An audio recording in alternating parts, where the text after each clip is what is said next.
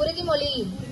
திருப்பூர் மாவட்டம் வெள்ளகோவில் ஒன்றியம் உத்தமபாளையம் அரசு மேல்நிலைப் பள்ளியின் முன்னாள் மாணவர்கள் அறக்கட்டளையின் மூலம் மேற்படிப்பிற்கான கல்வி உதவித்தொகை பெறும் நான் படிக்கும் போதும் படித்து முடித்த பின்பும் என்னால் முடிந்த உதவிகளை உழைப்பாகவோ பொருள்களாகவோ பள்ளிகளுக்கும் கல்லூரிகளுக்கும் சமுதாயத்திற்கும் வழங்குவேன் என்றும் உளமாற உறுதியளிக்கிறேன்.